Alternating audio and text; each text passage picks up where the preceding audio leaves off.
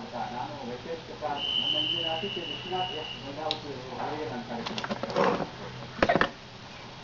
ಮೊದಲಿಗೆ commodity market ಇನ್ನು ಎನ್ಸಿಎಕ್ಸ್ ಹೆಚ್ಚಿನ 10 ಗ್ರಾಮ್ಗೆ ₹173 ಇಳಿಕೆ ಕಂಡು 30,642 ಆಗಿತ್ತು. ಹಾಗೆ ಬೆಳ್ಳಿ ಕೆಜಿಗೆ ₹623 ಇಳಿಕೆ ಕಂಡು ₹52,623 ಆಗಿತ್ತು. ಕ್ರೂಡ್ $96.86 ಆಗಿದೆ. ಬ್ರೆಂಟ್ ಕ್ರೂಡ್ $118.23 ಆಗಿದೆ. ಹಾಗೆ ಎನ್ಸಿಎಕ್ಸ್ ನಲ್ಲಿ ಕ್ರೂಡ್ ₹5,530 ಆಗಿತ್ತು. ಡಾಲರ್ ವಿರುದ್ಧ ರೂಪಾಯಿ ₹53.50 ಆಗಿತ್ತು. ಈಗಾಗಲೇ ಕರೆನ್ಸಿ ಪೇಟೆ ಆರಂಭ ಆಗಿದೆ. ₹53.98 ನಾವೀಗ ರೂಪಾಯಿನ ನೋಡ್ತಾ ಇದ್ದೇವೆ. ಈಗ ನಾವು ಕಮಾಡಿಟಿ ಮಾರ್ಕೆಟಿಗೆ ಬರೋದಾದ್ರೆ ವಿಶ್ವನಾಥ್ ಅವರೇ, ಎರಡೂ ಕಡೆ ಚಿನ್ನ ಮತ್ತು ಬೆಳ್ಳಿ ಎರಡೂ ಕಡೆ ಇಳಿಕೆಯನ್ನು ಕಂಡಿದ್ದೀವಿ. ಏನಾಗ್ತಾ ಇದೆ ಕಮಾಡಿಟಿ ಮಾರ್ಕೆಟ್? ಹೌದು, ಏನು ಗೋಲ್ಡ್ ಎಲ್ಲ ನೋಡಿದ್ರೆ ಒಂದು ಟ್ರೇಡಿಂಗ್ ರೇಂಜ್ ಅಲ್ಲಿ ಲಾಸ್ಟ್ 15 ಡೇಸ್ ಅಲ್ಲಿ ಒಂದು 30,000 31,000 ಈ 1,000 ರೇಂಜ್ ಅಲ್ಲೇ ಲಾಸ್ಟ್ 15 ಡೇಸ್ ಇಂದ ಟ್ರೇಡ್ ಆಗ್ತಾ ಇದೆ. ಸೊ ಇನ್ನೂ ಇದರಲ್ಲಿ ವೀಕ್ನೆಸ್ ಅನ್ನು ಕಾಣಬಹುದು ಗೋಲ್ಡ್ ಅಲ್ಲಿ. ಮತ್ತು ಸಿಲ್ವರ್ ಅಲ್ಲಿ ನಾವು ಹೇಳ್ಬೇಕಂದ್ರೆ 59,000 57,500 ಅಂತ 59,500 2,000 ರೇಂಜ್ ಅಲ್ಲಿ ಟ್ರೇಡ್ ಆಗ್ತಾ ಇತ್ತು. ಸೊ ಇದರಲ್ಲಿ ಈಗ ಡೌನ್ ಸಪೋರ್ಟ್ ರೇಂಜ್ ಅಲ್ಲಿ ಬರ್ತಾ ಇದೆ ಈಗ ಸಿಲ್ವರ್. ಸೊ ಇನ್ನೂ ಇದರಲ್ಲಿ ವೀಕ್ನೆಸ್ ನಿಯರ್ ಟರ್ಮ್ ಅಲ್ಲಿ ನಾವು ಸ್ವಲ್ಪ ಮಟ್ಟಿಗೆ ಕಾಣಬಹುದು. ಅಂದ್ರೆ ಏನ್ ಮಾಡ್ಬೋದು ಅಂತೀರಾ ಈಗ ಹೂಡಿಕೆದಾರರು ಈ ಸಂದರ್ಭದಲ್ಲಿ? ಅಂದ್ರೆ ಟ್ರೇಡರ್ಸ್ ಹೇಳ್ಬೇಕಾದ್ರೆ ಸ್ವಲ್ಪ 30,750 ಸ್ಟಾಪ್ ಲಾಸ್ ಇಟ್ಕೊಂಡು ಗೋಲ್ಡ್ ಅಲ್ಲಿ ಶಾರ್ಟ್ ಹೋಗ್ಬೋದು. ಸಿಲ್ವರ್ ಅಲ್ಲಿ 58,000 ಸ್ಟಾಪ್ ಲಾಸ್ ಇಟ್ಕೊಂಡು ಸಿಲ್ವರ್ ಅಲ್ಲಿ ಶಾರ್ಟ್ ಹೋದ್ರೆ 57,000 ರೇಂಜ್ ಎಲ್ಲ ನೋಡ್ಬೋದು ನಿಯರ್ ಟರ್ಮ್ ಅಲ್ಲಿ. ಗೋಲ್ಡ್ ಅಲ್ಲಿ 30,100 ರೇಂಜ್ ಎಲ್ಲ ನಿಯರ್ ಟರ್ಮ್ ಅಲ್ಲಿ ನೋಡ್ಬೋದು. ಮತ್ತೀಗ ಕ್ರೂಡ್ ಹೇಗಿದೆ ಅಂತಾರೆ? ಕ್ರೂಡ್ ಅಲ್ಲಿ ಹೆಚ್ಚು ಕಡಿಮೆ ನಾವು ನೋಡಿದ್ರೆ ಈಗ ನಿನ್ನೆ ಬ್ರೆಂಟ್ ಕ್ರೂಡ್ $115 ಬಂದಿದೆ. ಎನ್ಸೆಕ್ಸ್ ಅಲ್ಲಿ ಕೂಡ ₹5,130 ಇದೆ. ಹೇಗೆ ಅನ್ಸುತ್ತೆ ಇದು ವ್ಯವಹಾರ ಮಾಡ್ಬೋದಾ ಇದರಲ್ಲಿ? ಕ್ರೂಡ್ ನಾವು ಹೇಳ್ಬೇಕಂದ್ರೆ ಒಂದು ಕಂಟಿನ್ಯೂಸ್ ರ್ಯಾಲಿ ಆಗಿಬಿಟ್ಟಿದೆ ಅದರಲ್ಲಿ. ಸೊ 5,150 ಈಗ 5,230 ಇದೆ. ಸೊ ಈಗ ಗ್ಲೋಬಲ್ ಡೇಟಾ ಏನ್ ಬರ್ತಿದೆ ಅದರ ಕ್ರೂಡ್ ಡೇಟಾ ಅದು ಆಲ್ಮೋಸ್ಟ್ ಇದು ಪಾಸಿಟಿವ್ ಫಾರ್ ಕ್ರೂಡೇ ಬರ್ತಿದೆ. ಬಟ್ ಕಂಟಿನ್ಯೂಸ್ ರ್ಯಾಲಿ ಆಗಿರೋದ್ರಿಂದ ಒಂದು ಸ್ಮಾಲ್ ಕರೆಕ್ಷನ್ ಎಕ್ಸ್ಪೆಕ್ಟ್ ಮಾಡ್ಬೋದು ಇದರಲ್ಲಿ. ಅಂದ್ರೆ 50-100 ರೇಂಜ್ ಎಲ್ಲ ನಾವು ಕ್ರೂಡ್ ನಿಯರ್ ಟರ್ಮ್ ಅಲ್ಲೇ ನೋಡ್ಬೋದು. 50-80 ರೇಂಜ್ ನಾವು ಸ್ಟಾಪ್ ಲಾಸ್ ಇಟ್ಕೊಂಡು ಕ್ರೂಡ್ ಅಲ್ಲಿ ನಾವು ಒಂದು ಶಾರ್ಟ್ ಅನ್ನು ಹೋಗ್ಬೋದು. ಈಗ ಬೇಸ್ ಮೆಟಲ್ ಹೇಗೆ ಕಾಣ್ತಾ ಇದೆ? ಈಗ ಕಾಪರ್ ಒಂದು ಟ್ರೇಡಿಂಗ್ ರೇಂಜ್ ಅಲ್ಲೇ ಇತ್ತು ಲಾಸ್ಟ್ 15 ಡೇಸ್ ಅಂತ ನೋಡಿದ್ರೆ 430 ಇದ್ರೆ 440 ಇದೆ. ₹10 ರೇಂಜ್ 444 ಎಲ್ಲ ನಡೀತಾ ಇದೆ ಈಗ. ಸೊ ಇದೇ ಒಂದು ರೇಂಜ್ ಅಲ್ಲೇ ಮೂವ್ಮೆಂಟ್ ಆಗುತ್ತೆ ಅನಿಸುತ್ತೆ. ಅಂದ್ರೆ ಈ ಸೈಡ್ ವೈಸ್ ಮೂವ್ಮೆಂಟೇ ಇರುತ್ತೆ ಇನ್ನೂ ಒಂದು 1 ಮಂತ್ ಮಟ್ಟಿಗೆ. ಸೊ ಕಾಪರ್ ಎಲ್ಲ ಆದ್ರೆ ಇನ್ನು ನೀವು ಲೆಡ್ ಇದು ಹೇಳ್ಬೇಕಂದ್ರೆ ಲೆಡ್ ಅಲ್ಲಿ ನಾವು 128 132 ಇದೆ ₹3 ರೇಂಜ್ ಅಲ್ಲಿ ಮೂವ್ಮೆಂಟ್ ನೋಡ್ತಾ ಇದ್ದೇವೆ. ಸೊ ಇದೇ ಸೈಡ್ ವೈಸ್ ಮೂವ್ಮೆಂಟೇ ಕಂಟಿನ್ಯೂ ಆಗುತ್ತೆ. ಅದರಲ್ಲಿ ನಾವು ನಿಕ್ಕಲ್ ಹೇಳ್ಬೇಕಂತಂದ್ರೆ ನಿಕ್ಕಲ್ ಒಂದು ಒಳ್ಳೆ ರ್ಯಾಲಿಯನ್ನು ಕೊಟ್ಟಿದೆ. 930 982 ಮಟ್ಟ ಕಂಟಿನ್ಯೂಸ್ ರ್ಯಾಲಿ ಕೊಟ್ಟಿದೆ. ಇದು ರ್ಯಾಲಿ ಇನ್ನೂ ಸ್ವಲ್ಪ ಕಂಟಿನ್ಯೂ ಆಗ್ಬೋದು. ಅಂದ್ರೆ 1000 ಮಟ್ಟನೂ ಹೋಗ್ಬೋದು ನಿಕ್ಕಲ್ ಇಲ್ಲಿಂದ. ಆಮೇಲೆ ಒಂದು ಸ್ಮಾಲ್ ಕರೆಕ್ಷನ್ ಎಕ್ಸ್ಪೆಕ್ಟ್ ಮಾಡ್ಬೋದು. ಸೊ ಜಿಂಕ್ ಹೇಳ್ಬೇಕಂತಂದ್ರೆ 117 ಅಂತ ಟ್ರೇಡ್ ಆಗ್ತಿದೆ. ಇದು 115 to 118 ಇದೆ. ಒಂದು ₹3 ರೇಂಜ್ ಅಲ್ಲಿ ಟ್ರೇಡ್ ಆಗ್ತಿದೆ. ಇದು ಒಂದು ಸೈಡ್ ವೈಸ್ ಮೂವ್ಮೆಂಟ್ ಅಲ್ಲೇ ಇರುತ್ತೆ, ಇನ್ನೂ ಕಂಟಿನ್ಯೂಸ್ ಆಗುತ್ತೆ. ಇನ್ನೊಂದು 1 ಮಂತ್ ಮಟನೂ ಇದು ಸೈಡ್ ವೈಸ್ ಮೂವ್ಮೆಂಟೇ ಕಂಟಿನ್ಯೂ ಮಾಡುತ್ತೆ. ಓಕೆ, ಈಗ ಒಂದು ಕರೆ ಇದೆ ಮೈಸೂರಿಂದ ನಾಗೇಂದ್ರ ಅವ್ರು ಕರೆ ಮಾಡಿದ್ರೆ. ನಮಸ್ಕಾರ ನಾಗೇಂದ್ರ ಅವರು. ಸರ್ ನಮಸ್ಕಾರ ಸರ್. ನಮ್ಮ ಹೆಸರು ನಾಗೇಂದ್ರ ಅಂತ ಹೇಳ್ಬಿಟ್ಟು. ಹೇಳಿ ಸರ್, ಸಿಲ್ವರ್ ಏನಾದ್ರು ಸರ್ ಈಗ ನಾವು ಏನ್ ಮಾಡಿದ್ರೆ 57,871 ತಗೊಂಡಿದ್ದೀವಿ. ಆಮೇಲೆ 60,500ಕ್ಕೆ ಒಂದು ತಗೊಂಡಿದ್ದೀನಿ. 50,000ದಲ್ಲಿ 60,500 60,500. Okay okay. 60,500 ಒಂದು ತಗೊಂಡಿದ್ದೀನಿ. ಈಗ 57,850ಕ್ಕೆ ಒಂದು ತಗೊಂಡಿದ್ದೀನಿ. ಅದಕ್ಕೆ ಇನ್ನೂ ಡೌನ್ ಆಗೋ ಮೂಮೆಂಟ್ ಇದೆ ಜಾಸ್ತಿ ಆಗುತ್ತೆ ಅಂತ ಕೇಳೋದು. ಈಗ ಅವ್ರಿಗೆ ಏನ್ ಹೇಳ್ತೀವಿ? ಯಾಕಂದ್ರೆ ಅವ್ರು ಎರಡೂ ಕೂಡ ಹೈ ರೇಟ್ ಅಲ್ಲಿ ಈಗಿರುವ ರೇಟ್ಗಿಂತ ಹೈ ರೇಟ್ ಅಲ್ಲಿ ತಗೊಂಡಿದ್ದಾರೆ. ಹೌದೌದು. ಆದ್ರೆ ಬಟ್ ಇನ್ನೂ ಒಂದು ಸ್ವಲ್ಪ ಕರೆಕ್ಷನ್ ಎಕ್ಸ್ಪೆಕ್ಟ್ ಮಾಡ್ಬೋದು ಸಿಲ್ವರ್ ಅಲ್ಲಿ. ಮೇಜಾರಿಟಿ ಏನಾಗುತ್ತೆ ಅಂತಂದ್ರೆ ಈ ಮಂತ್ ಅಲ್ಲಿ ನಾರ್ಮಲಿ ಮಾರ್ಕೆಟ್ ನಮ್ದು ರ್ಯಾಲಿ ಆಗುತ್ತೆ. ಪ್ಲಸ್ ರುಪಿಯಲ್ಲಿ ಕರೆನ್ಸಿಯಲ್ಲಿ ನಾವು ಅಪ್ರಿಸಿಯೇಷನ್ ಕಾಣ್ತೇವೆ. ಬಜೆಟ್ ಪ್ರೀ ಬಜೆಟ್ ರ್ಯಾಲಿ ಎಲ್ಲ ನಾವು ಪ್ರತಿ ಇಯರ್ ನಾರ್ಮಲಿ ಫೆಬ್ರವರಿಯಲ್ಲಿ ರ್ಯಾಲಿಯನ್ನು ಕಾಣ್ತೇವೆ. ಸೊ ಈಗ ಕರೆನ್ಸಿ ಸ್ವಲ್ಪ ಮಟ್ಟಿಗೆ ಅಪ್ರಿಷಿಯೇಟ್ ಆಗಿಬಿಡುತ್ತೆ. ಮತ್ತು ಡಾಲರ್ ಅಲ್ಲಿ ಅಂತ ಏನು ಮೂವ್ಮೆಂಟ್ ಇದು ಸಿಲ್ವರ್ ತೋರಿಸ್ತಾ ಇಲ್ಲ. ಸೊ ಹೀಗಾಗಿ 56,000 ರೇಂಜ್ ಎಲ್ಲ ಬರ್ಬೋದು. ಬಟ್ ಅವರು ಹೋಲ್ಡ್ ಮಾಡೋ ಇದ್ರೆ ಸೊ 4 ಮಂತ್ಸ್ ಹೋಲ್ಡ್ ಮಾಡೋರಿದ್ರೆ ಅದನ್ನ ಹೋಲ್ಡ್ ಮಾಡ್ಬೋದು. ಬಟ್ 60,000 ರೇಂಜ್ ಬರೋದು ಕಠಿಣ ಆಗುತ್ತೆ. 59,000 ರೇಂಜ್ ಎಲ್ಲ ಬರ್ಬೋದು. Okay okay. ಮತ್ತೊಂದು ಕರೆ ಸಂಡೂರಿಂದ ಬಸವನಗೌಡ ಅವರು ಕರೆ ಮಾಡಿದ್ದಾರೆ. ನಮಸ್ಕಾರ. ನಮಸ್ಕಾರ, ಏನು ತಮ್ಮ ಪ್ರಶ್ನೆ? ಹಲೋ, ನಮಸ್ಕಾರ, ಹೇಳಿ, ನಿಮ್ಮ ಪ್ರಶ್ನೆ ಏನು?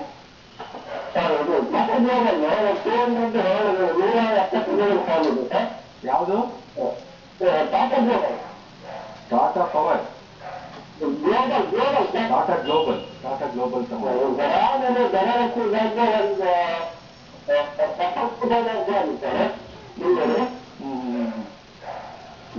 ಈಗ ಟಾಟಾ ಗ್ಲೋಬಲ್ 141 ರೂಪಾಯಿ ಇದೆ.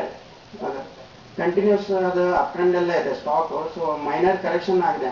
ಬಟ್ ನಾವು ಲಾಸ್ಟ್ 1 ಇಯರ್ದೆಲ್ಲ ಚಾರ್ಟ್ ನೋಡಿದ್ರೆ ಕಂಟಿನ್ಯೂಸ್ ಆಗಿ ಅಪ್ ಟ್ರೆಂಡ್ ಅನ್ನ ನೋಡ್ತಾ ಇದ್ದೇವೆ ಅದರಲ್ಲಿ. ಸೊ ಇದು 52 ಹೈಲಿಂತ ಅಂತ ಏನು ಕೆಳಗಡೆ ಏನು ಬಂದಿಲ್ಲ ಸ್ಟಾಕ್. ಸೊ ಹೀಗಾಗಿ ನಾವು ಈ ಸ್ಟಾಕ್ ನಾವು ಹೋಲ್ಡ್ ಮಾಡ್ಬೋದು. 1 ಇಯರ್ 1.5 ಇಯರ್ ಹೋಲ್ಡ್ ಮಾಡಿದ್ರೆ ಒಳ್ಳೆ ರಿಟರ್ನ್ ಅನ್ನು ಕೊಡುತ್ತೆ. ಹೋಲ್ಡ್ ಮಾಡಿ ಅಂತ ಹೇಳ್ತೇನೆ. ಅಥವಾ ತುಂಬಾ ಇನ್ನೂ ಸ್ವಲ್ಪ ಕರೆಕ್ಷನ್ ಆದ್ರೆ ಸ್ವಲ್ಪ ಎವರೇಜ್ ಮಾಡ್ಕೋಬಹುದು ಸ್ಟಾಕ್ ಅಲ್ಲಿ. ಓಕೆ, ಈಗ ನಾವು ನೋಡಿ ಡಾಲರ್ ಬರೋದಾದ್ರೆ ಈಗ 53.98 ಈಗ ನಾವು ನೋಡ್ತಾ ಇದ್ದೀವಿ. ಈಗೇನು ಕರೆನ್ಸಿ ಪೇಟೆ ಆರಂಭ ಆಗಿದೆ. ಇದು ಕಮಾಡಿಟಿ ಮಾರ್ಕೆಟ್ನಲ್ಲಿ ಏನು ವ್ಯವಹಾರ, ಏನು ಪರಿಣಾಮ ಆಗ್ಬೋದು? ಯಾಕಂದ್ರೆ 52 ರೂಪಾಯಿ ಬಂದು ಹೆಚ್ಚು ಕಡಿಮೆ ಕಳೆದ ವಾರ 52 ರೂಪಾಯಿ ಬಂದು ಈಗ 53.98 ಹೋಗಿ ಅದು 1 ರೂಪಾಯಿ ಅಷ್ಟು ಪುಸ್ತಕವನ್ನು ಅಪಮೌಲ್ಯವನ್ನು ಕಾಣ್ತಾ ಇದ್ದೀವಲ್ಲ, ಇದು ಏನು ಪರಿಣಾಮ? ಅದೇ ನಾವು ಲಾಸ್ಟ್ ವೀಕ್ ಡೇಟಾ ನೋಡಿದ್ರೆ ಅಂದ್ರೆ GDP ಫೋರ್ಕಾಸ್ಟ್ ಏನ್ ಬಂತಲ್ಲ CSO ಲಿಂದ, ಅದು 5% ಏನೋ GDP ಎಕ್ಸ್ಪೆಕ್ಟೇಷನ್ ಕೊಟ್ಟಿದ್ದಾರೆ. ಸೊ ಹೀಗಾಗಿ ಆ ನೆಗೆಟಿವ್ ನ್ಯೂಸ್ಲಿಂದ ಮಾರ್ಕೆಟ್ ಅಲ್ಲಿ ನಾವು ಅಂದ್ರೆ ಕರೆನ್ಸಿ ಮಾರ್ಕೆಟ್ ಅಲ್ಲಿ ವೀಕ್ನೆಸ್ ಅನ್ನು ಕಾಣ್ತೀವಿ. ಸೊ 52-50 ಲಿಂದ ಮತ್ತೆ ಇದು 54 ನಿಯರ್ ಬಂದಿದೆ. ಸೊ ಹೀಗಾಗಿ ಇದರಲ್ಲಿ ನಾವು ಈಗ ಅಂತ ಏನು ನಾವು ನೆಗೆಟಿವ್ ಇಲ್ಲ. ಈಗ ಮುಂದಿನ ನಾವು ದಿನಗಳಲ್ಲಿ ನೋಡಿದ್ರೆ ಅಂದ್ರೆ ಬಜೆಟ್ ಎಕ್ಸ್ಪೆಕ್ಟೇಷನ್ಗೆ ಮಾರ್ಕೆಟ್ ಸ್ವಲ್ಪ ರ್ಯಾಲಿ ಆಗುತ್ತೆ. ಒಂದು ಅಟ್ಲೀಸ್ಟ್ ಒಂದು 2 to 50 ಪಾಯಿಂಟ್ಸ್ ನಿಫ್ಟಿಯಲ್ಲಿ ಮಾರ್ಕೆಟ್ ಅಲ್ಲಿ ರ್ಯಾಲಿ ನೋಡ್ತೇವೆ. ಸೊ ಹಾಗೆ ಕರೆನ್ಸಿಯಲ್ಲಿ ನಾವು ಒಂದು 3.5% ಅಂದ್ರೆ ಅಟ್ಲೀಸ್ಟ್ 52 ರೇಂಜ್ ಅಲ್ಲೇ ನಿಯರ್ ಬರ್ತೇವೆ ಅಂತಂತ ಮುಂದಿನ ದಿನಗಳಲ್ಲಿ ಇದೆ. ಓಕೆ, ಈಗ ದಾವಣಗೆರೆಯಿಂದ ಮಂಜುನಾಥ್ ಅವ್ರು ಕರೆ ಮಾಡಿದ್ರು. ನಮಸ್ಕಾರ ಮಂಜುನಾಥ್. ನಮಸ್ಕಾರ. ಏನು ತಮ್ಮ ಪ್ರಶ್ನೆ? ಮಂಜುನಾಥ್ ಅವರೇ ನನ್ನ ಜೊತೆ ಮಾತಾಡಿ. ಈಗ ಅದು ಸಂಪರ್ಕ ಕಟ್ ಆಗಿದೆ. ಈಗ ಪಂಜಾಬ್ನಿಂದ ರಾಜು ಅವರು ಕರೆ ಮಾಡಿದ್ದಾರೆ. ನಮಸ್ಕಾರ ರಾಜು ಅವರೇ.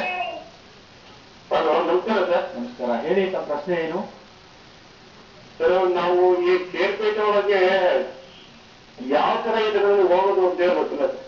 ಓಕೆ, ಈಗ ನೀವು ಇವಾಗ ಕಾರ್ಯಕ್ರಮ ನೋಡ್ತಾ ಇದ್ರೆ ನಿಮ್ಗೂ ಶೇರ್ಪೇಟೆ ಎಂಟರ್ ಆಗಬೇಕು ಅಂತಿದೆ, ಅದಕ್ಕೆ ಈ ಪ್ರಶ್ನೆ ಅಲ್ವಾ? ಈಗ ಹೌದು ಸರ್. ಓಕೆ, ನಿಮ್ಗೆ ಮಾಹಿತಿ ಕೊಡ್ತಾರೆ. ಏನಂದ್ರೆ ಆರಂಭಿಕವಾದ ಪ್ರಾಥಮಿಕ ಮಾಹಿತಿ ಬೇಕಿದೆ, ಅದನ್ನ ಈಗ ನಿಮ್ಗೆ ವಿಶ್ವಾಸ ಕೊಡ್ತಾರೆ.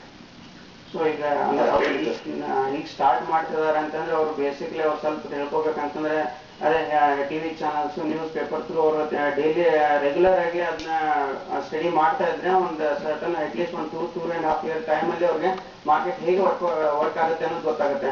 ಬಟ್ ಅಲ್ಲಿ ಮಟ್ಟ ಅವರು ಸ್ಮಾಲ್ ಅಮೌಂಟ್ ಇನ್ವೆಸ್ಟ್ ಮಾಡಲಿ. ಅಟ್ಲೀಸ್ಟ್ ಅಂದ್ರೆ ಜಸ್ಟ್ 10,000 ಇನ್ವೆಸ್ಟ್ ಮಾಡಿ, ಅಂದ್ರೆ ಡಿಮ್ಯಾಟ್ ಅಕೌಂಟ್ ಓಪನ್ ಮಾಡಿ ಇನ್ವೆಸ್ಟ್ ಮಾಡಿ, ಜಸ್ಟ್ ಒಂದು 5 ಶೇರ್ಸ್ ಪರ್ಚೇಸ್ ಮಾಡಿ, ಅಂದ್ರೆ ತಮ್ಮ ರಿಸರ್ಚ್ ಅನ್ನು ಮಾಡಿ, ಅಂದ್ರೆ ಹೇಗೆ ಸ್ಟಾಕ್ ಬೇಸ್ಡ್ ಆನ್ ರಿಸಲ್ಟ್ಸ್ ಅಥವಾ ಬೇಸ್ಡ್ ಆನ್ ನ್ಯೂಸ್ ಹೇಗೆ ಮೂವ್ಮೆಂಟ್ ಆಗುತ್ತೆ ಅನ್ನೋದು ಅವರು ಸ್ಟಡಿ ಮಾಡಿದ್ರೆ ಅದರಲ್ಲಿ ಅವ್ರಿಗೆ ಇದು ಗೊತ್ತಾಗುತ್ತೆ. ಸೊ ಅಟ್ಲೀಸ್ಟ್ ಅವ್ರು ಒಂದು 2.5 ಇಯರ್ಸ್ ಕಂಟಿನ್ಯೂಸ್ ಆಗಿ ಇನ್ವಾಲ್ವ್ ಆದ್ರೆ ಮುಂದೆ ಅವ್ರಿಗೆ ಅದು ಮಾರ್ಕೆಟ್ ಹೇಗೆ ವರ್ಕ್ ಆಗುತ್ತೆ ಅನ್ನೋದು ಅವ್ರಿಗೆ ಅರ್ಥ ಆಗುತ್ತೆ. ಈಗ ರಾಜು ಅವರೇ, ಈಗ ಏನಾಗುತ್ತೆ ಅಂದ್ರೆ 1,000 ಈಗ 3ನೇ ತ್ರೈಮಾಸಿಕದಲ್ಲಿ 1,000ಕ್ಕೂ ಹೆಚ್ಚು ಕಂಪನಿಗಳ ಫಲಿತಾಂಶ ಈಗಾಗಲೇ ಬಂದಿದೆ. ಈ ಫಲಿತಾಂಶಗಳನ್ನ ನೀವು ಸ್ವಲ್ಪ ಗಮನಿಸಬೇಕಾಗತ್ತೆ. ಆಮೇಲೆ ಯಾವುದೋ ಒಂದು ಶೇರಲ್ಲಿ ಹಾಕೋಣ ನೋಡೋಣ ಅನ್ನುವ ರಿಸ್ಕ್ಗಳನ್ನು ಯಾವತ್ತೂ ಕೂಡ ಷೇರುಪೇಟೆ ಅಂತ ತಗೋಬಾರ್ದು. ಅದರ ಇತಿಹಾಸ ನೋಡಬೇಕು, ಅದಕ್ಕೆ ಯಾವ ಅವಕಾಶ ಇದೆ ಬೆಳೆಯೋದಕ್ಕೆ ಅಂತ ನೋಡಬೇಕು, ಅದ್ರ ರಿಸಲ್ಟ್ಸ್ ನೋಡಬೇಕು. ಇವನ್ನೆಲ್ಲ ನೋಡಿ ನೀವು ಒಳ್ಳೆ ಶೇರಲ್ಲಿ ಹೂಡಿಕೆ ಮಾಡಬೇಕಾಗುತ್ತೆ. ಮತ್ತು ನೀವು ಆರಂಭದಲ್ಲಿ ಹೂಡಿಕೆ ಮಾಡೋದ್ರಿಂದ ಅತ್ಯಂತ ಕಡಿಮೆ ಮೊತ್ತದಿಂದ ನೀವು ಈಗ ವಿಶ್ವನಾಥ್ ಅವರು ಹೇಳಿರ್ತಾರೆ ಅವ್ರು 10,000 ಹೂಡಿಕೆ ಮಾಡಿ. ಈ ಹೂಡಿಕೆ ಮಾಡೋಕೆ ಮೊದಲು ನೀವು ಏನ್ ಮಾಡ್ಬೇಕು ಅಂತಂದ್ರೆ ನಿಮ್ಮ ಸ್ಥಳೀಯರು ಯಾರು ಶೇರ್ ಬೇಕು ಅವ್ರ ಹತ್ರ ಹೋಗ್ಬೇಕು. ಅಲ್ಲಿ ನೀವು ಡಿಮ್ಯಾಟ್ ಅಕೌಂಟ್ ಮತ್ತು ಟ್ರೇಡಿಂಗ್ ಅಕೌಂಟ್ ಅನ್ನು ಓಪನ್ ಮಾಡಬೇಕಾಗುತ್ತೆ. ಅದಕ್ಕೆ ಏನ್ ಅಗತ್ಯ ಇದೆ ಅಂತಂದ್ರೆ ನಿಮ್ಗೆ ಅಡ್ರೆಸ್ ಪ್ರೂಫ್ ಬೇಕಾಗುತ್ತೆ, ಪ್ಯಾನ್ ಕಾರ್ಡ್ ಬೇಕಾಗುತ್ತೆ, ಫೋಟೋ ಬೇಕಾಗುತ್ತೆ, ಮತ್ತೆ ಬ್ಯಾಂಕ್ ಸ್ಟೇಟ್ಮೆಂಟ್ ಬೇಕಾಗುತ್ತೆ. ಇಷ್ಟೆಲ್ಲವೂ ಬೇಕಾಗುತ್ತೆ. ನೀವು ಒಬ್ಬ ಸ್ಥಳೀಯ ಯಾರೋ ಶೇರ್ ಬ್ರೋಕರ್ನ ಭೇಟಿ ಮಾಡಿ ಅವರು ಮಾಹಿತಿಯನ್ನ ಕೊಡ್ತಾರೆ. ಮತ್ತು ಹೂಡಿಕೆ ಮಾಡುವಾಗ ಹಣ ತುಂಬಾ, ಯಾಕಂದ್ರೆ ನೀವು ಹಣ ಹೂಡೋದು ನೀವು ಲಾಭ ಗಳಿಸೋಕ್ಕೋಸ್ಕರ, ಆ ಕಾರಣಕ್ಕಾಗಿ ತುಂಬಾ ಎಚ್ಚರಿಕೆಯಿಂದ ನೀವು ಹಣವನ್ನು ಹೂಡಿಕೆ ಮಾಡಬೇಕು ಅನ್ನೋದು ಈಗ ವಿಶ್ವನಾಥ್ ಅವರ ಸಲಹೆ ಕೂಡ ಆಗಿದೆ. ಈಗ ನಾವು ಮುಂದೆ ಮತ್ತೊಂದು ಕರೆ ಇದೆ. ಹಲೋ, ನಮಸ್ಕಾರ, ಹೇಳಿ. ರೇಟ್ ಪ್ರಾಡಕ್ಟ್ ರೇಟ್ ಅಂದ್ರೆ ಈಗ ಬ್ಯಾಂಕಿಂಗ್ ಶಿಕ್ಷಣದ ಸೆಕ್ಟರ್ ತಗೊಂಡ್ರೆ DNB ಮೊನ್ನೆ 3rd ಮಂತ್ ಅಲ್ಲಿ ಡಿಕ್ಲೇರ್ ಮಾಡಿದಂತಹ ಪ್ರಾಫಿಟ್ ಮ್ಯಾಕ್ಸಿಮಮ್ ಪ್ರಾಫಿಟ್ ಕೊಟ್ಟಿದೆ. ತಮ್ಮ ಹೆಸರು ಗೊತ್ತಾಗಿಲ್ಲ, ಎಲ್ಲಿಂದ ಮಾತಾಡ್ತಾ ಇದ್ದೀರಾ? ನಾವು ಮೂಡುಬಿದಿರೆಯಿಂದ ಮಾತಾಡ್ತಿದ್ದೀವಿ, ಸೌತ್ ಮ್ಯಾಂಗ್ಳೂರ್ ಮೂಡುಬಿದಿರೆ ಅಂತ. ನಮ್ಮ ಹೆಸರು? ಬ್ಯಾಂಗ್ಳೂರ್. ಹಲೋ, ತಮ್ಮ ಹೆಸರೇನಂದ್ರೆ? ಹೆಸರು ರವೀಂದ್ರ ಕೂಡ ಅಂತ. ಓಕೆ ಓಕೆ, ಪ್ರಶ್ನೆ ಈಗ ಪಂಜಾಬ್ ನ್ಯಾಷನಲ್ ಬ್ಯಾಂಕ್ ಹೆಚ್ಚು ಲಾಭ Punjab national bank quarter month ಅಲ್ಲಿ ಮ್ಯಾಕ್ಸಿಮಮ್ ಪ್ರಾಫಿಟ್ ಡಿಕ್ಲೇರ್ ಮಾಡಿದೆ. ಆದ್ರೂ ಅದು ಮಾರ್ಕೆಟ್ ಅಲ್ಲಿ ಬೀಳ್ತದೆ. ಯಾಕೆ ಆಗ್ತಿತ್ತು? ಕೆಲವು ಹೇಳ್ತೀವಿ ನೀವು ಪ್ರಾಫಿಟ್ ಡಿಕ್ಲೇರ್ ಪ್ರಾಫಿಟ್ ಡೌನ್ ಇದ್ರೆ ಕೆಳಗೆ ಹೋಗುತ್ತೆ ರೇಟು ಅಂತ. ಪ್ರಾಫಿಟ್ ಅಪ್ಪಿದ್ರೆ ಅಪ್ಪಿಗೆ ಹೋಗುತ್ತೆ ಅಂತ ಹೇಳುತ್ತಾ ಏನಂದ್ರೆ ಪ್ರಾಫಿಟ್ ತೋರಿಸಿದಾಗ ಮ್ಯಾಕ್ಸಿಮಮ್ ಪ್ರಾಫಿಟ್ ತೋರಿಸೋ ಡೌನಿಗೆ ಹೋಗುತ್ತಲ್ಲ. ಕಾರಣ ಏನಿರ್ಬೇಕಂತೆ ತಿರುಗಡೆ ಕಾರಣಗಳು ಏನೇನು ಇರ್ಲಿಕ್ಕೆ ಸಾಧ್ಯತೆ ಇದೆ. ರಿಸರ್ವ್ ಬ್ಯಾಂಕ್ ಕಡಿಮೆ ಮಾಡಿರುತ್ತಾರೆ, ಇಂಟ್ರೆಸ್ಟ್ ರೇಟ್ ಕಡಿಮೆ ಮಾಡಿದ್ರೆ ಅಂತ ಸಂಬಂಧದಲ್ವಾ. ಮತ್ತೆ ರೇಟ್ ಆಫ್ ಇಂಡೆಕ್ಸ್ ಸಹ ಮೇಲ್ ಕೊಟ್ಟಿರೋ ಸಂದರ್ಭದಲ್ಲಿ ಇಲ್ಲಿ ಇಳಿತಾ ಇರುತ್ತೆ. ಇದಕ್ಕೆಲ್ಲ ಯಾವ್ದು ಒಂದಕ್ಕೊಂದು ಹೋಲಿಕೆ ಹ್ಯಾಂಗ್ ಮಾಡ್ಲಿಕ್ಕೆ ಸಾಧ್ಯ? ನನ್ನ ಅನಿಸಿಕೆ ಕೇಳಿ. ಬೈಎಸ್ ಸೆಲ್ಲರ್ಸ್ ಮೇಲೆ ಡಿಪೆಂಡ್ ಆಗಿ ರೇಟ್ಗಳು ಮೇಲೆ ಚಾರ್ಜ್ ಹೋಗ್ತದೆ ಹೊರತು ಇದು ಯಾವ್ದು ಮೇಲೂ ಡಿಪೆಂಡ್ ಆಗ್ತಾ ಇಲ್ಲ ಅಂತ ಕಾಣ್ತದೆ. ಅರ್ಥ ನಾನು ಅದನ್ನೆಲ್ಲ ಸ್ಟಡಿ ಮಾಡಿದ ಕಂಡಿದ್ದಾನೆ. ನಿಮ್ಮ ಅಭಿಪ್ರಾಯ ಹೇಳಿ. ಕರೆಕ್ಟ್ ಗೌಡ್ರೆ, ನಿಮ್ಮ ಅಭಿಪ್ರಾಯ ಕೂಡ ಬಹುತೇಕ ಸರಿ ಇದೆ. ಈಗ ಎಲ್ಲಾ ವೀಕ್ಷಕರಿಗೂ ಏನ್ ಸಮಸ್ಯೆ ಅಂದ್ರೆ ಒಳ್ಳೆ ಪ್ರಾಫಿಟ್ ಕಳಿಸಿದೆ NPA ಇಂದ ಬ್ಯಾಂಕ್ದು, ಆದ್ರೂ ಕೂಡ ಯಾಕೆ ಈ ಸಮಸ್ಯೆ ಅನ್ನೋದು ಎಲ್ಲರ ಪ್ರಶ್ನೆ ಕೂಡ ನಿಮ್ಗೆ ಆ ಉತ್ತರ ಆಗಾಗಲೇ ಬಹುತೇಕ ಅರ್ಥ ಆಗಿದೆ. ಏನ್ ಹೇಳ್ತಾರೆ ವಿಶ್ವನಾಥ್ ಅವರು? ಅದೇ ಬ್ಯಾಂಕಿಂಗ್ ಸೆಕ್ಟರ್ ಅಲ್ಲಿ ನಾವು ನೋಡಿದ್ರೆ ಈಗ PSU ಬ್ಯಾಂಕ್ಸ್ ಮತ್ತು private sector bank totally market divide ಮಾಡಿಬಿಟ್ಟಿದೆ. ಆಕ್ಚುಲಿ ಹೇಳ್ಬೇಕಂತಂದ್ರೆ ಪಬ್ಲಿಕ್ ಸೆಕ್ಟರ್ ಬ್ಯಾಂಕ್ಸ್ ಮೇಲೆ ಹೋಗ್ತಿಲ್ಲ, private sector banks new high ಮಾಡ್ತಾ ಇದ್ದೇವೆ. ಸೊ ಇದರಲ್ಲಿ ಇದು ಏನಾಗಿರುತ್ತೆ ಅಂದ್ರೆ ಒಂದು ಫ್ಯಾಕ್ಟರ್ ಆಗಿಬಿಟ್ಟಿರುತ್ತೆ, ಒಂದು ಪ್ರೈಸ್. ಸೊ ಇನ್ನೊಂದು ಅಂತ ಗ್ರೋತ್ ವಿಸಿಬಿಲಿಟಿ ಅವ್ರದ್ದು ಮಾರ್ಕೆಟ್ ತಗೊಂಡಿರಲ್ಲ. ಸೊ ಹೀಗಾಗಿ ಮಾರ್ಕೆಟ್ ಫುಲ್ ಈಗ ನೀವು ಎಕ್ಸಾಂಪಲ್ ತಗೊಂಡ್ರೆ ಪ್ರೈವೇಟ್ ಸೆಕ್ಟರ್ ಅಲ್ಲಿ ಯೆಸ್ ಬ್ಯಾಂಕ್ ತಗೊಳ್ಳಿ, ಇಂಡಸ್ಇಂಡ್ ಬ್ಯಾಂಕ್ ತಗೊಳ್ಳಿ, ಅಥವಾ ICICI ಬ್ಯಾಂಕ್ ತಗೊಳ್ಳಿ, ಕಂಟಿನ್ಯೂಸ್ ಆಗಿ ನ್ಯೂ ಹೈ ಮಾಡ್ತಾ ಇದೆ. ಸೊ ಮಾರ್ಕೆಟ್ ಈಗ ಕಂಪ್ಲೀಟ್ಲಿ ಪ್ರೈವೇಟ್ ಸೆಕ್ಟರ್ ಬ್ಯಾಂಕಿಗೆ ಶಿಫ್ಟ್ ಆಗ್ತಾ ಇದೆ. ಸೊ ಹೀಗಾಗಿ ಪಬ್ಲಿಕ್ ಸೆಕ್ಟರ್ ಬ್ಯಾಂಕ್ ಒಳ್ಳೆ ರಿಸಲ್ಟ್ ಕೊಟ್ಟರು ಅಂತ ಏನಾದ್ರಲ್ಲಿ ಏರಿಕೆ ಕಾಣ್ತಿಲ್ಲ. ಬಟ್ ಲಾಂಗ್ ಟರ್ಮ್ ಸ್ವಲ್ಪ ಹೂಡಿಕೆ ಮಾಡಿದ್ರೆ ಅದರಲ್ಲಿ ಒಂದು ಅಪ್ ಟ್ರೆಂಡ್ ಅನ್ನು ನಾವು ನೋಡಬಹುದು. ಅಂದ್ರೆ ಕರೆಕ್ಷನ್ ಆದಾಗ ಹೂಡಿಕೆ ಮಾಡೋದು. ಹೌದೌದು, ಈ ತರ ರಿಸಲ್ಟ್ ಒಳ್ಳೆ ಕೊಟ್ಟದಾಗ ಕರೆಕ್ಷನ್ ಆದ್ರೆ ಅದು ಮುಂದಿನ ದಿನಗಳಲ್ಲಿ ಅದ್ರದ್ದು ರೈಸ್ ಆಗೇ ಆಗುತ್ತೆ. ಅದು ಬಟ್ ಇಮಿಡಿಯೇಟ್ ರೈಸ್ ಆಗ್ಬೇಕಂತೇನ ಇದರಲ್ಲೇ ಇದು ಇರಲ್ಲ, ರೂಲ್ ಇರಲ್ಲ. ಸೊ ಹೀಗಾಗಿ ಅದು ಅಟ್ಲೀಸ್ಟ್ ಒಂದು ನೀವು 1 year ಎಲ್ಲ ಟೈಮ್ ಹೊರದಲ್ಲಿ ಇಟ್ಕೊಂಡು ಹೋಲ್ಡ್ ಮಾಡಿದ್ರೆ ಒಂದು ಒಳ್ಳೆ ರಿಟರ್ನ್ ಕೊಡ್ತಿರ್ತದೆ. ಅದೇನು ಅಂದ್ರೆ ಈಗ ಕಂಪ್ನಿ ಪರ್ಫಾರ್ಮೆನ್ಸ್ ಚೆನ್ನಾಗಿರುತ್ತೆ, ಎಲ್ಲವೂ ಕೂಡ ಇದ್ದು ಕೂಡ ಏರಿಕೆ ಆಗಿಲ್ಲ ಅಂದ್ರೆ ನಾವು ಕರೆಕ್ಷನ್ ಆಗುವ ಕಾದು ಅಲ್ಲಿ ಹೂಡಿಕೆ ಮಾಡಿದ್ರೆ ನಾವು ಹಣ ಮಾಡ್ಬೋದು. ಹೌದು, ಈ ಎಷ್ಟೋ ಕಂಪ್ನೀಸ್ ಒಳ್ಳೆ ರಿಸಲ್ಟ್ಸ್ ಕೊಟ್ಟಿರುತ್ತೆ. ಸೊ ಆ ಟೈಮಲ್ಲಿ ಕರೆಕ್ಷನ್ ಆಗುತ್ತೆ. ಸೊ ಆದ್ರೆ ಅಂತ ಸ್ಟಾಕ್ಸ್ ನೆಲ್ಲ ಪರ್ಚೇಸ್ ಮಾಡಿ ಸ್ವಲ್ಪ ಲಾಂಗ್ ಟರ್ಮ್ ಹೋಲ್ಡ್ ಮಾಡ್ಬೇಕಾಗತ್ತೆ. ಓಕೆ, ಈಗ ಷೇರುಪೇಟೆ, ಭಾರತದ ಷೇರುಪೇಟೆ ಓಪನ್ ಆಗಿದೆ ನೋಡಿ. ಹೆಚ್ಚು ಕಡಿಮೆ ಇದೇ ರೀತಿ ನಾವು 8 ದಿನದಿಂದ ಇದೇ ರೀತಿಯಲ್ಲಿ ನೋಡ್ತಾ ಇದ್ದೇವೆ. ಫ್ಲಾಟ್ ಟು ಪಾಸಿಟಿವ್ ಅನ್ನೋ ಸ್ಥಿತಿಯಲ್ಲಿದೆ. ನಿನ್ನೆ ಕೂಡ ಇದೇ ರೀತಿ ಓಪನ್ ಆಯಿತು, ಆದ್ರೆ ಅಂತಿಮವಾಗಿ ಇಳಿಕೆಯನ್ನ ಕಾಣ್ತು. ಈಗ ನಿನ್ನೆ ನಾವು ಸೆನ್ಸೆಕ್ಸ್ ಅಲ್ಲಿ 24 ಅಂಕ ಇಳಿಕೆ ಆಗಿದ್ರೆ, ನಿಫ್ಟಿ 5 ಅಂಕ ಇಳಿಕೆ ಕಂಡ್ವಿ. ಈಗ ನಿಫ್ಟಿ 12 ಅಂಕ ಏರಿಕೆಯೊಂದಿಗೆ 5910ರಲ್ಲಿ ನಿಫ್ಟಿ ಓಪನ್ ಆಗಿದೆ. 54 ಅಂಕ ಏರಿಕೆಯೊಂದಿಗೆ ಸೆನ್ಸೆಕ್ಸ್ ಓಪನ್ ಆಗಿದೆ. 19514ರಲ್ಲಿ ಸೆನ್ಸೆಕ್ಸ್ ಇದೆ. ಇದು ಯಾಕೆ ಅಂದ್ರೆ ಹೆಚ್ಚು ಕಡಿಮೆ 8ನೇ ದಿನ ಈ ತರ ನಾವು ಷೇರುಪೇಟೆಯನ್ನು ಗಮನಿಸ್ತಾ ಇರೋದು. ಸೊ ನಾರ್ಮಲಿ ಇದು ಜನವರಿ ಮಂತ್ ಎಂಡ್ ಆದ್ಮೇಲೆ ಇದು ಸ್ವಲ್ಪ ಫ್ಲಾಟ್ ಟ್ರೆಂಡೇ ಇರುತ್ತೆ ಇದು. So but February second half ನಿಂದ ಅಂದ್ರೆ ನಾವು ಆಲ್ಮೋಸ್ಟ್ ಸೆಕೆಂಡ್ ಹಾಫ್ ಅಲ್ಲಿ ಸ್ಟಾರ್ಟ್ ಆಗಿದೆ ಅಂತ ಇಟ್ಕೊಂಡ್ರೆ ಸೆಕೆಂಡ್ ಹಾಫ್ ಅಂದ್ರೆ ಕಂಟಿನ್ಯೂಸ್ ಅಪ್ ಟ್ರೆಂಡ್ ಅನ್ನು ನೋಡಿದ್ದೇವೆ ನಾವು ಎಲ್ಲ ಪ್ರೀವಿಯಸ್ ಎಲ್ಲ ಇಯರ್ಸ್ ಅಲ್ಲಿ. ಸೊ ಹೀಗಾಗಿ ನಾವು ಆಲ್ಮೋಸ್ಟ್ ಇದು ಕರೆಕ್ಷನ್ ಎಂಡ್ ಲೆವೆಲ್ ಅಲ್ಲಿ ಇದ್ದೇವೆ. ಸೊ ಇಲ್ಲಿಂದ ನಾವು ಅಪ್ ಟ್ರೆಂಡ್ ಅನ್ನು ನೋಡ್ತೇವೆ ಅಂದ್ರೆ 5850 range maximum down side. So up side ಬಂದ್ಬಿಟ್ಟು 6200 ರೇಂಜ್ ಎಲ್ಲ ಹೋಗುತ್ತೆ ಅದು. ಓಕೆ, ಈಗ ಒಂದ್ ಕರೆ ಇದೆ ಬೆಂಗಳೂರಿಂದ. ರವಿ ಅವ್ರ ಕರೆ ಮಾಡ್ತಾರೆ. ನಮಸ್ಕಾರ ರವಿ ಅವರೇ. ಸರ್, ನಾನು ರವಿ ಅಂತ ಮಾತಾಡೋದು ಸರ್, ಬ್ಯಾಂಗ್ಳೂರಿಂದ. ಹೇಳಿ ಸರ್, ಈಗ ನಮ್ದು LLC ಮೆಚೂರ್ ಆಗ್ತಾ ಇದೆ. ಯಾವ ಪಾಲಿಸಿ ನಿಮ್ಮದು? LLC Jeevan Anand sir. ಅದನ್ನ ಈಗ ಟೆಂಪ್ರರಿ ಪರ್ಪಸ್ ನಾನು ಶಾರ್ಟ್ ಟೈಮ್ ಅಲ್ಲಿ ಇನ್ವೆಸ್ಟ್ ಮಾಡಬೇಕು, ಒಂದು 1 month 2 months. ಸೊ ಯಾವ ಇದರಲ್ಲಿ ಹಾಕ್ಬೋದು ಸರ್? FD ಮಾಡ್ಬೋದಾ ಅಥವಾ ಗೋಲ್ಡ್ ಅಲ್ಲಿ ಹಾಕ್ಬೋದಾ? ಏನ್ ಹೇಳ್ತೀರಿ? ಏನ್ ಸಲಹೆ ಕೊಡ್ತೀರಿ? ಶಾರ್ಟ್ ಟರ್ಮ್ ಎಷ್ಟು ಹಣ ಬರುತ್ತೆ ನಿಮ್ದು ರವಿ ಅವರೇ? 6 lakhs ಬರುತ್ತೆ. ಮತ್ತೆ ಶಾರ್ಟ್ ಟರ್ಮ್ 1 ತಿಂಗಳಿಗ ಸರ್? 1 ತಿಂಗಳು ಅಥವಾ 2 ತಿಂಗಳು ಸರ್? ಆ ಥರ ಆದ್ರೆ ಡಿಪಾಸಿಟ್ ಬೆಟರ್. ತುಂಬಾ ನೀವು ಅಪ್ ಟು 1 year ಎಲ್ಲ ಇನ್ವೆಸ್ಟ್ ಮಾಡೋದಾದ್ರೆ ಫಿಕ್ಸ್ ಡೆಪಾಸಿಟೇ ಬೆಟರ್ ಅಂತಾನೆ. ಯಾಕಂತಂದ್ರೆ ಸ್ಟಾಕ್ ಮಾರ್ಕೆಟ್ ಅಂದ್ರೆ ಕಂಪ್ಲೀಟ್ ತಿಳ್ಕೊಬೇಕಾಗುತ್ತೆ, ಮತ್ತೆ ಅದರಲ್ಲಿ ಲಾಂಗ್ ಟರ್ಮ್ ವ್ಯೂ ಇಟ್ಕೊಂಡ್ರೆ ಚೆನ್ನಾಗಿ ರಿಟರ್ನ್ ಬರುತ್ತೆ. ಸೊ ತುಂಬಾ ಶಾರ್ಟ್ ಟರ್ಮ್ ಅಲ್ಲಿ ಅಂತಂದ್ರೆ ಏನ್ ಬೇಕಾದ್ರೂ ಆಗ್ಬೋದು ಮಾರ್ಕೆಟ್ ಆಗ್ಬೋದು. ಸೊ ಹೀಗಾಗಿ ಅಟ್ಲೀಸ್ಟ್ ನೀವು 1 year ಗಿಂತ ಜಾಸ್ತಿ ಹೂಡಿಕೆ ಮಾಡೋದಿದ್ರೆ ಸ್ಟಾಕ್ ಮಾರ್ಕೆಟ್ ಅಲ್ಲಿ ಹೂಡಿಕೆ ಮಾಡಬಹುದು. ಬಟ್ ತುಂಬಾ ಕಡಿಮೆ 1.5 month ಹೇಳ್ತಿದ್ದಾರೆ ಟೈಮ್ ಫ್ರೇಮ್. ಸೊ ಹೀಗಾಗಿ ಫಿಕ್ಸ್ ಡೆಪಾಸಿಟೇ ಬೆಟರ್ ಆಪ್ಷನ್. ಈಗ ಅದು ಹೌದು. ಈಗ ರವಿ ಏನ್ ಗೊತ್ತಾ ರವಿ ಅವರೇ, ಈಗ ನೀವು 1 ತಿಂಗಳ ಅವಧಿಗೆ 2 ತಿಂಗಳ ಅವಧಿಗೆ ನೀವು ಷೇರು ಪೇಟೆಗೆ ಅಥವಾ ಕಮಾಡಿಟಿಗೆ ಅಥವಾ ಚಿನ್ನಕ್ಕೆ ಹಾಕ್ತೀರಾ ಅನ್ಕೊಳ್ಳಿ, ನೀವು ನಿರೀಕ್ಷೆ ಮಾಡೋಕ್ಕಾಗಲ್ಲ ಹೀಗೆ ಆಗುತ್ತೆ ಅಂತ. ಯಾಕಂದ್ರೆ ನಿಮ್ಗೆ 2 ತಿಂಗಳ ನಂತರ ದುಡ್ಡು ಬೇಕೇ ಬೇಕು. ಈ ಕಾರಣಕ್ಕಾಗಿ ನೀವು ಫಿಕ್ಸ್ಡ್ ಡಿಪಾಸಿಟ್ ಅಲ್ಲಿ ಹಾಕಿದ್ರೆ ಹೆಚ್ಚು ಸೇಫು, ಮತ್ತೆ ಆ ನಿಮ್ಮ ರಿಟರ್ನ್ ಇರುತ್ತಲ್ಲ ಗ್ಯಾರಂಟಿ ಇರುತ್ತೆ, ಬಡ್ಡಿ ಸಹಿತ.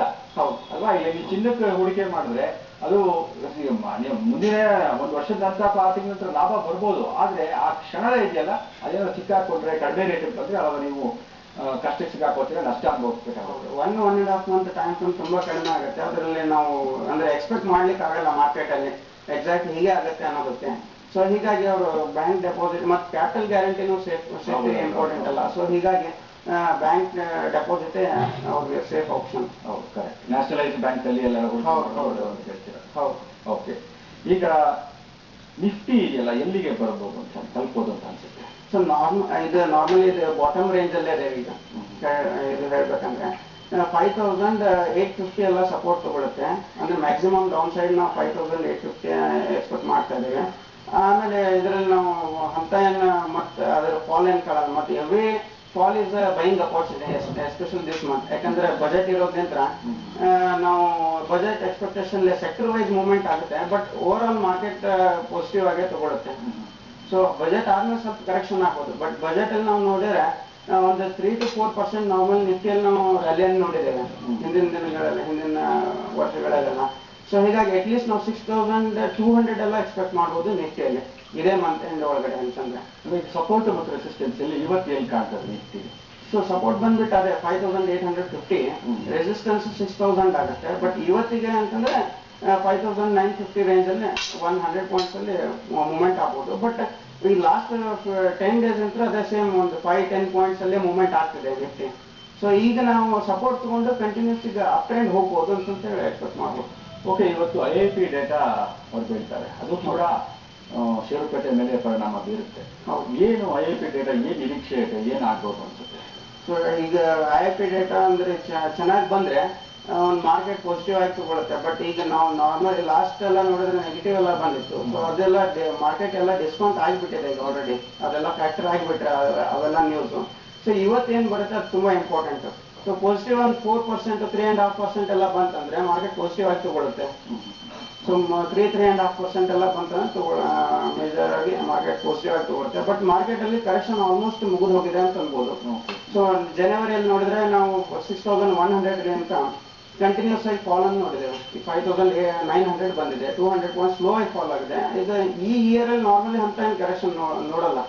ಸೊ ಎವ್ರಿ ಒಂದು 200 ಪಾಯಿಂಟ್ಸ್ ಫಾಲಿಗೆ ಮಾರ್ಕೆಟ್ ರಿಕವರ್ ಆಗಿ ಮತ್ತೆ ಮೇಲೆ ಹೋಗುತ್ತೆ. ಈಗ ಆಯಿಲ್ ಸೆಕ್ಟರ್ನ ಪ್ರಮುಖ ಮಾರ್ಕೆಟಿಂಗ್ ಕಂಪನಿಗಳು ONGC ಅವರು ಇವತ್ತು ರಿಸಲ್ಟ್ಸ್ ನಿನ್ನೆ ಸಂಜೆ ರಿಸಲ್ಟ್ ಬಂತು. ಸೊ ತುಂಬಾ ಒಳ್ಳೆಯ ರಿಸಲ್ಟ್ ಕೊಟ್ಟಿದೆ. 5563 crores ರಿಸಲ್ಟ್ ಕೊಟ್ಟಿದೆ.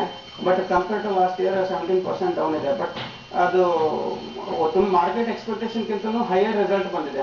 ಸೊ 19,000 crores ಸೇಲ್ಸ್ ಎಕ್ಸ್ಪೆಕ್ಟ್ ಮಾಡ್ತಾ ಇದ್ರು, 20,000 crores ಸೇಲ್ಸ್ ಬಂದಿದೆ. 5,400 crores ಪ್ರಾಫಿಟ್ ಎಕ್ಸ್ಪೆಕ್ಟ್ ಮಾಡ್ತಾ ಇದ್ರು, 5,563 crores ಪ್ರಾಫಿಟ್ ಬಂದಿದೆ. ಸೊ ಹೀಗೆ ONGC ತುಂಬಾ ಈ ಪ್ರೆಸೆಂಟ್ ರೇಟ್ಗಿಂತನೂ ಮುಂದಿನ ದಿನಗಳಲ್ಲಿ ಅಪ್ ಟ್ರೆಂಡ್ ಹೋಗ್ಬೋದು. ಈ ಹಂತದಲ್ಲಿ ONGC, ಯಾಕಂದ್ರೆ ನಾವು ಈಗ ಕಳೆದ ತಿಂಗಳು ಏನಾಗ್ತಿತ್ತು ಅಂದ್ರೆ ಈ ಆಯಿಲ್ ಡೀಸೆಲ್ ಡಿಕಂಟ್ರೋಲ್ ಎಲ್ಲ ಆದಾಗ ಏರಿಕೆಯನ್ನು ನಿರೀಕ್ಷಿಸಿ ಎಲ್ಲವೂ ಕೂಡ ಏರಿಕೆಯನ್ನು ಕಂಡಿತ್ತು. ನಮಗೆ ಸ್ವಲ್ಪ ಕರೆಕ್ಷನ್ ಆಯ್ತು. ಬಟ್ ಈ ಹಂತದಲ್ಲಿ ONGC ಟ್ರೈ ಮಾಡ್ಬೋದಾಗ? ಹೌದು 100%. ಇದು 345 ರೇಂಜ್ ಅಂತ ಫಾಲ್ ಆಗಿದೆ ಸ್ಟಾಕ್. ಸೊ ಇದು ಮೋರ್ ದನ್ 10% ಕರೆಕ್ಷನ್ ಆಗಿಬಿಟ್ಟಿದೆ. ಪ್ಲಸ್ ಇದು ಡೀಸೆಲ್ದೇನು ಇದು ಮಂತ್ಲಿ ಇನ್ಕ್ರೀಸ್ ಏನಿದೆ ಅಲ್ಲ, ಇದರಿಂದ ಅವ್ರಿಗೆ ಡೌನ್ ಸ್ಟ್ರೀಮ್ ಕಂಪ್ನೀಸ್ಗೆ ಇದು ಸಬ್ಸಿಡಿ ಕೊಡೋದಿರುತ್ತಲ್ಲ, ಅದರಲ್ಲಿ ಅವ್ರಿಗೆ ಉಳಿಯುತ್ತೆ. ಸೊ ಹೀಗಾಗಿ ಮುಂದಿನ ಕ್ವಾರ್ಟರ್ಗಳಲ್ಲಿನೂ ಇದು ತುಂಬಾ ಒಳ್ಳೆ ರಿಸಲ್ಟ್ ಕೊಡುತ್ತೆ. ಸೊ ಈ ಲಾಂಗ್ ಟರ್ಮ್ ವ್ಯೂ ಇಟ್ಕೊಂಡು ಹೋಲ್ಡ್ ಅಂದ್ರೆ ಬೈ ಮಾಡ್ಬೋದು. ಇದು ಪ್ರೆಸೆಂಟ್ ಇವತ್ತಿನ ರೇಟಲ್ಲಿ 308 ಎಸ್ಟರ್ಡೇ ಕ್ಲೋಸ್ ಆಗಿದೆ. ಇವತ್ತು ಬೈ ಮಾಡ್ಬೋದು ಪ್ರೆಸೆಂಟ್ ರೇಟಲ್ಲಿ. ಈಗ ಈ ತಿಂಗಳು ಕೊನೆಯಲ್ಲಿ ಕೇಂದ್ರ ಹಣಕಾಸು ಸಚಿವ ಚಿದಂಬರಂ ಅವರು ಬಜೆಟ್ ಅನ್ನು ಮಂಡಿಸ್ತಾರೆ. ಈಗಾಗಲೇ ಅವ್ರು ಹೇಳಿದ್ರೆ ನಾವು ಹೊಸ ತೆರಿಗೆಗಳನ್ನು ಹಾಕಲ್ಲ ಅಂತ. ಇಷ್ಟೆಲ್ಲ ನಡವಳಿಕೆ ಏನು ಷೇರುಪೇಟೆ ನಿರೀಕ್ಷೆ ಮಾಡ್ತಾರೆ ಬಜೆಟ್ನಿಂದ? ನಾರ್ಮಲಿ ಸೆಕ್ಟರ್ ವೈಸ್ ಎಕ್ಸ್ಪೆಕ್ಟ್ ಮಾಡ್ತಾ ಇರುತ್ತೆ ಮಾರ್ಕೆಟ್. ಪ್ಲಸ್ ಹೇಳ್ಬೇಕಂತಂದ್ರೆ SCT ಅಲ್ಲಿ ಏನಾದ್ರು ರಿಡಕ್ಷನ್ ಆದ್ರೆ ಅದೊಂದು ಪಾಸಿಟಿವ್ ಆಗುತ್ತೆ. ಸೊ ಇವೆಲ್ಲ ನೋಡ್ಬೇಕಾಗತ್ತೆ ಯಾವ್ಯಾವ ಸೆಕ್ಟರ್ ಹೇಗೆ ಇದು ಸಬ್ಸಿಡಿ ಆಗಲಿ ಅಥವಾ ಟ್ಯಾಕ್ಸಸ್ ಆಗಲಿ ಹೇಗೆ ಚೇಂಜಸ್ ಆಗುತ್ತೆ ಅನ್ನೋದು. ಈಗ ಸಿಮೆಂಟ್ ಕಂಪ್ನಿಗಳಿಗೆ ಬರೋಣ. ನೋಡಿ, ಸಿಮೆಂಟ್ ಕಂಪ್ನಿಗಳು ಇತ್ತೀಚೆಗೆ ಒತ್ತಡದಲ್ಲಿ ಸಿಕ್ಕಿದೆ ಅಂತ. ACC ಇರಲಿ, ಅಂಬುಜಾ ಇರಲಿ, ಯಾವುದೇ ನೀವು ಹೇಳಿಕೆ ಆಗ್ತಾ ಇದೆಯಲ್ಲ, ಎಲ್ಲರೂ ಶಾರ್ಟ್ ಟರ್ಮ್ ಅಲ್ಲಿ ಸುಧಾರಿಸುವ ಲಕ್ಷಣ. ಯಾಕಂದ್ರೆ ಈಗ ಮಳೆಗಾಲ ಅಲ್ಲ, ಏನೂ ಅಲ್ಲ. ಅದು ಯಾಕೆ ಒತ್ತಡ ಸಿಮೆಂಟ್?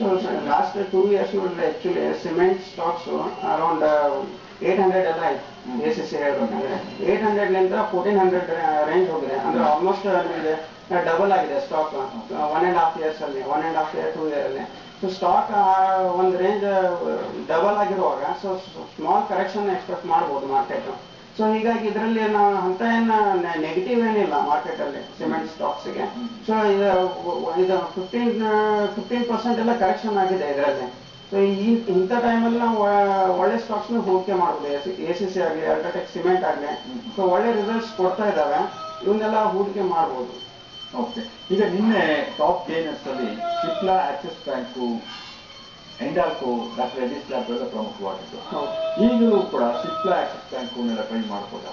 ಹೌದು, ಬ್ಯಾಂಕಿಂಗ್ ಅಲ್ಲಿ ನೋಡಿದ್ರೆ private sector banks completely different ಆಗಿ ತಗೊಂಡ್ಬಿಟ್ಟಿದೆ ಮಾರ್ಕೆಟ್. ICICI ಬ್ಯಾಂಕ್ 1200 ರೇಂಜ್ ಅಲ್ಲೆಲ್ಲ ಟ್ರೇಡ್ ಆಗ್ತದೆ, ಅಂದ್ರೆ ನ್ಯೂ ಹೈ ಮಾಡ್ತಾ ಇದೆ. ಆಮೇಲೆ ಯೆಸ್ ಬ್ಯಾಂಕ್ ಒಳ್ಳೆ ಅಥವಾ ಇದು ಆಕ್ಸಿಸ್ ಬ್ಯಾಂಕ್ ಒಳ್ಳೆ. ಆಕ್ಸಿಸ್ ಬ್ಯಾಂಕ್ 1500 ಅಂದ್ರೆ ಅದೇ ಅದು 52 ವಾರಗಳಲ್ಲಿ ಒಂದು ವರ್ಷದಲ್ಲಿ ಹೈ ಇದೆ. ಹೌದೌದು, ಕಂಟಿನ್ಯೂಸ್ ನ್ಯೂ ಹೈ ಅಂದ್ರೆ ಹಿಸ್ಟಾರಿಕ್ ಹೈನು ಪ್ಲಸ್ ನ್ಯೂ ಹೈನು ಮಾಡ್ತಾ ಇದೆ ಅದು. ಸೊ ಹೀಗಾಗಿ ಇಂಥ ಸ್ಟಾಕ್ಸ್ ನಾವು ಅಂದ್ರೆ ಕರೆಕ್ಷನ್ ಆದ್ರೆ ಸ್ವಲ್ಪ ಮಟ್ಟಿಗೆ ಕರೆಕ್ಷನ್ ಆದ್ರೂ ಅದರಲ್ಲಿ ಮತ್ತೆ ಬೈಯಿಂಗ್ ಬರುತ್ತೆ. ಅಂದ್ರೆ 5-6% ಕರೆಕ್ಷನ್ ಆದ್ರೆ ಜಸ್ಟ್ 100 ರೂಪೀಸ್ ಫಾಲ್ ಆದ್ರೂ ಅದ್ರ ಒಳ್ಳೆಯ ಬೈಯಿಂಗ್ ಅಪರ್ಚುನಿಟಿನ ಅಂತ ಹೇಳ್ಬೋದು ಅದರಲ್ಲಿ. ಈಗ ಹಿಂಡಾಲ್ಕೋ ಮತ್ತು ಡಾಕ್ಟರ್ ಎಡಿಸ್ ಲ್ಯಾಬ್ ಹೇಳುವುದು ಅದು ಕೂಡ ನಿನ್ನೆ ಟಾಪ್ ಗೇನ್. ಹೌದು, ಈಗ ಫಾರ್ಮಾ ಸೆಕ್ಟರ್ ಅಲ್ಲಿ ನಾವು ಕಂಟಿನ್ಯೂಸ್ ನಾವು ಏನು ಹೇಳ್ಬೇಕಂತಂದ್ರೆ ಒಳ್ಳೆ ರಿಸಲ್ಟ್ಸ್ ಬರ್ತದೆ. ಸೊ ಮುಂದೆ ಅವು ಮತ್ತು ಪ್ಲಸ್ ಅವು ಇದು ಎಲ್ಲ ಡ್ರಗ್ ಇದಕ್ಕೆ ಅಂದ್ರೆ US FDA ಅದೆಲ್ಲ ಅವ್ರಿಗೆ ಇದು ಸಿಗ್ತಾರೆ. ಅಂದ್ರೆ ಟ್ಯಾಬ್ಲೆಟ್ಸ್ ಆಗಲಿ ಅವ್ರದ್ದು ಏನು ಇದು ಇರುತ್ತಲ್ಲ, ಡ್ರಗ್ಸ್ಗೆ ಅಪ್ರೂವಲ್ ಸಿಗ್ತಾ ಇದೆ. ಸೊ ಹೀಗಾಗಿ ಅವಕ್ಕೆಲ್ಲ ಮುಂದಿನ ದಿನಗಳಲ್ಲಿ ಒಳ್ಳೆ ರಿಸಲ್ಟ್ಸ್ ಕೊಡೋ ಚಾನ್ಸಸ್ ಇದೆ. ಸಿಪ್ಲಾ ನೋಡಿ 52 ವೀಕ್ ಹೈಯಲ್ಲೇ ಟ್ರೇಡ್ ಆಗ್ತದೆ. ಎಲ್ಲ ಸ್ಟಾಕ್ಸ್ ನಿಯರ್ಲಿ 52 ವೀಕ್ ಹೈಯಲ್ಲೇ ಟ್ರೇಡ್ ಆಗ್ತದೆ. ಇಂಥ ಸ್ಟಾಕ್ಸ್ 52 ವೀಕ್ ಹೈಯಲ್ಲಿ ಟ್ರೇಡ್ ಆಗೋ ಸ್ಮಾಲ್ ಕರೆಕ್ಷನ್ ಆದ್ರೂ ಅದರಲ್ಲಿ ಮತ್ತೆ ಬೈಯಿಂಗ್ ಅಪರ್ಚುನಿಟಿ ಇರುತ್ತೆ ಅದರಲ್ಲಿ. ಓಕೆ, ಈಗ ನಿಮಗೆ ಟಾಪ್ ಲೂಸರ್ಸ್ ನೋಡಿದ್ರೆ IDFC, ಜಿಂದಾಲ್ ಸ್ಟೀಲ್ ಮತ್ತು ಮಾರುತಿ ಸುಜುಕಿ. ಮಾರುತಿ ಸುಜುಕಿ ತುಂಬಾ ಒಳ್ಳೆ ಪೀಕ್ ತಲುಪಿತು, ಒಳ್ಳೆ ರಿಸಲ್ಟ್ಸ್ ಕೂಡ ಬಂತು. ಈ ಹಂತದಲ್ಲಿ ಈಗ ಕರೆಕ್ಷನ್ ಆದಾಗ ಏನಾದ್ರು ಟ್ರೈ ಮಾಡ್ಬೋದಾ ಮಾರುತಿ ಸುಜುಕಿ? ಹೌದು, ಮಾರುತಿ ಸುಜುಕಿನ ಯಾಕಂದ್ರೆ ಡಿಪ್ರಿಷಿಯೇಷನ್ ಆಗ್ತಿದೆ ನಾರ್ಮಲಿ. ಸೊ ಅಗೇನ್ಸ್ಟ್ ಡಾಲರ್ 78 ಇತ್ತು ಜಪನೀಸ್ ಅನ್ನು, ಅದಕ್ಕೆ 85 ರೇಂಜ್ ಅಲ್ಲೆಲ್ಲ ಬಂದಿದೆ. ಸೊ ಹೀಗಾಗಿ ಅದರ ಡಿಪ್ರಿಷಿಯೇಷನ್ ಆಗ್ತಾ ಇರೋದ್ರಿಂದ ಮಾರುತಿ ಸುಜುಕಿ ಒಳ್ಳೆ ರಿಸಲ್ಟ್ಸ್ ಕೊಡ್ಲಿಕ್ಕೆ ಚಾನ್ಸ್ ಇದೆ ಮುಂದಿನ ದಿನಗಳಲ್ಲಿ. ಸೇಲ್ಸ್ ಅಲ್ಲಿ ನೋಡಿದ್ರು ಈಗ ನಾರ್ಮಲ್ ಬಂದಿದೆ ಸೇಲ್ಸ್, ಬಟ್ ಆಟೋ ಸೆಕ್ಟರ್ ಅಲ್ಲಿ ಒಳ್ಳೆ ಸೇಲ್ಸ್ ಅಂತಂದ್ರೆ ಮಾರುತಿ ಸುಜುಕಿ. ಸೊ ಇದು ನೀವು ಎಕ್ಸಾಂಪಲ್ ಟಾಟಾ ಮೋಟರ್ಸ್ ತಗೊಂಡ್ರೆ 61% ಅವನ್ನ ಇದು ಸೇಲ್ಸ್ ಬಂದಿದೆ ಜನವರಿ ಮಂತದ್ದು. ಆಮೇಲೆ ಇದು ಉಳಿದೆಲ್ಲ ನೋಡಿದ್ರೆ ನೀವು ಜಸ್ಟ್ 2-3% ರೇಂಜ್ ಅಷ್ಟೇ ಬಂದಿದೆ. ಬಟ್ ಅದರಲ್ಲೇ ನೀವು ಯಾವ್ದಂತಂದ್ರೆ ಮಾರುತಿ ಸುಜುಕಿನೇ ಒಂದು ಬೆಟರ್ ಸೇಲ್ಸ್ ಪ್ಲಸ್ ಏನು ಡಿಪ್ರಿಷಿಯೇಷನ್ ಆಗೋದ್ರಿಂದ ಅವ್ರ ಪ್ರಾಫಿಟ್ ಅನ್ನು ಜಾಸ್ತಿ ಕೊಡೋ ಚಾನ್ಸಸ್ ಇದೆ. ಓಕೆ, ಇವತ್ತು ನೀವು ನಮ್ಮ ವೀಕ್ಷಕರಿಗೆ ಯಾವ ಶೇರ್ನ ರೆಕಮೆಂಡ್ ಮಾಡ್ಬೋದು? ಇವತ್ತು ಅದೇ ನಾನು ಆಗಲೇ ಮಾತಾಡ್ದಂಗೆ ONGCನೇ ಬೈ ಮಾಡ್ಲಿಕ್ಕೆ ಹೇಳ್ತೀನಿ. ಯಾಕಂದ್ರೆ ತುಂಬಾ ಒಳ್ಳೆ ರಿಸಲ್ಟ್ ಬಂದಿದೆ.